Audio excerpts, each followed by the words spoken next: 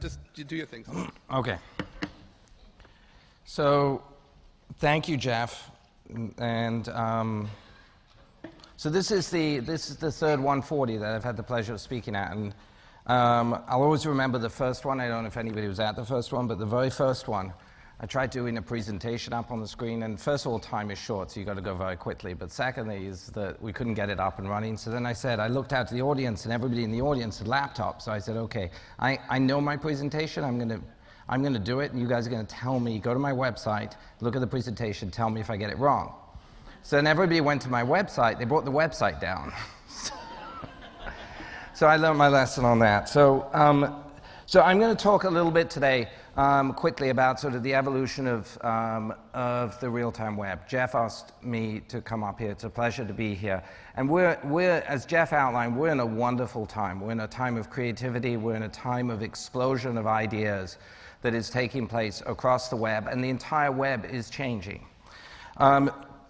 So my perspective is as a product person. I run a company which is called Betaworks, and at Betaworks we both build and invest in companies in the social real-time web. We've been hard at work for over 4 years, and myself and the team at Betaworks and all the companies that we're involved with, whether they're ones which we started like Bitly, Chartbeat, Socialflow, or ones which we've invested in, ranging from Tumblr to Twitter to Groupon to Kickstarter, that sort of population of companies is, they're all squarely in the center of this evolution and revolution that's taking place. So I see that this is a time of massive creativity and massive opportunity.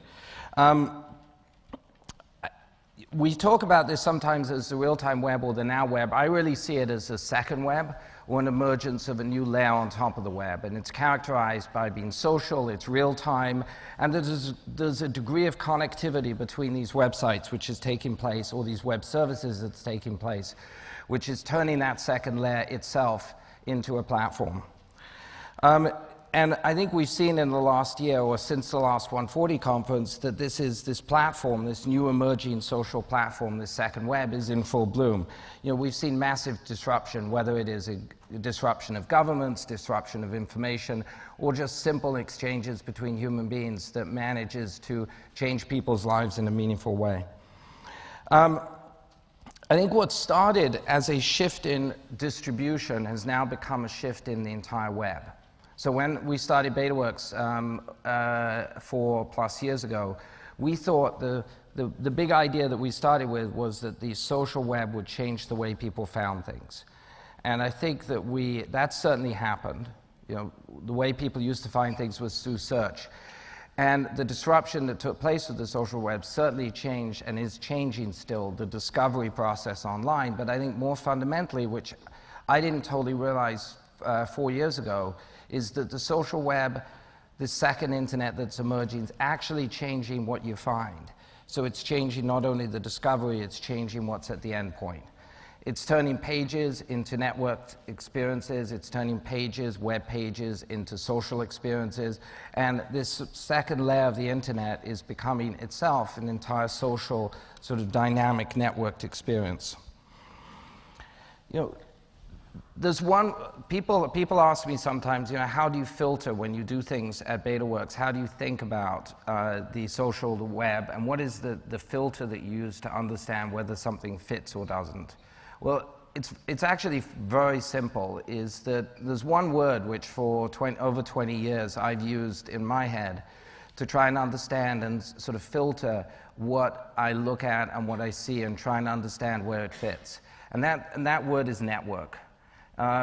It's a simple concept, but I think it's elusive and it's easy to forget it, because I think we've been lived under 50 years of broadcast media, and understanding network media is something that I think all of us are still learning what that means.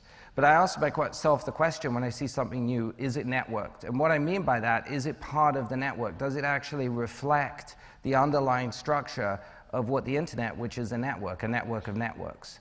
And so if it does, then it seems to fit within the parameters of what we think about at betaworks and what we think about as the social real-time web, and if it doesn't, it doesn't. You know, this evolution of the network, I think, we're now at this critical stage where what we're seeing tremendous amount of fragmentation that's taking place. And fragmentation sounds like it's a problem and it's a bad thing. I think actually fragmentation is a good thing, because in a network and in a network structure, you're going to have nodes that continually fragment and sort of recombine and then fragment. And so fragmentation is actually a positive thing, but I think we're seeing fragmentation occur at 3 layers, and I want to talk about those very quickly.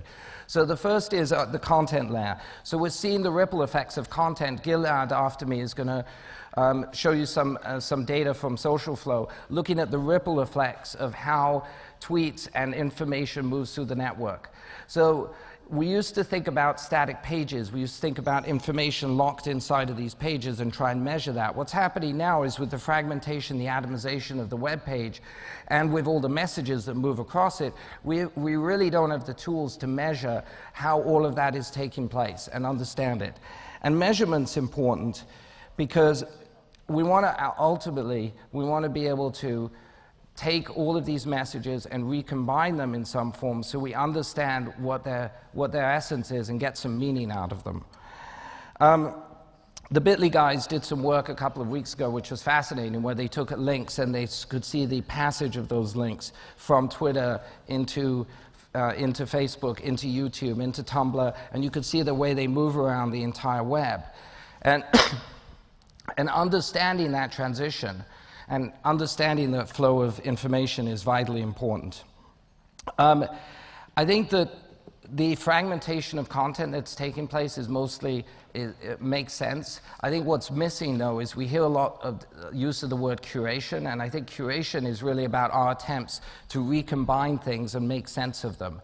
Because in our endless quest for immediate sort of chunky experiences, for the rapid fire tweet, we need to also be able to recombine stuff and be able to place it into a context and create meaning out of it. And that is why I think curation is such an important word right now, because we're trying to recombine things as they move through the network. So that's fragmentation of content. Secondly is fragmentation of applications. I'll talk about that for a minute.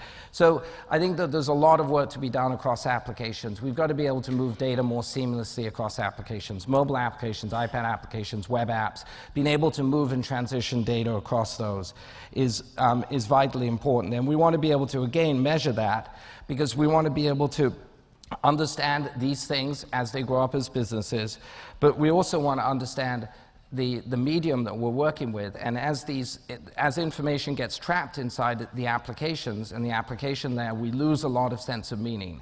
And so it's vitally important that we figure out over the next couple of years how to move more across these applications. And then lastly, I'd say fragmentation is also happening that occurs at the network level, and that's probably the place that concerns me most. I mean, let me ask you a question. How many people are posting to Facebook right now? So some into Twitter? Yeah, so, you know, Facebook, we're at a really important time where Facebook has to decide whether it's going to be part of this open network or whether they're going to be a network within, and essentially a closed network, and they keep sort of flip-flopping back and forth. And I remember the old days of AOL, and it feels very much like that. It's like they're a citizen of this internet, but then sometimes they want to subsume it. And you know, I think that for self-interested reasons, they have to become a citizen of the internet, because I think the internet is ultimately bigger than them. And I think that they need to integrate more with the internet. We saw, you know, a couple of years back, we saw efforts through Facebook Connect and others, where we saw them reaching out to the internet. But I think that we need to see much, much more embracing of the internet. Okay. I will finish. Thank you. The network's important. Fragmentation's an issue. 6 words for you, Mr. Zuckerberg. Tear down that wall.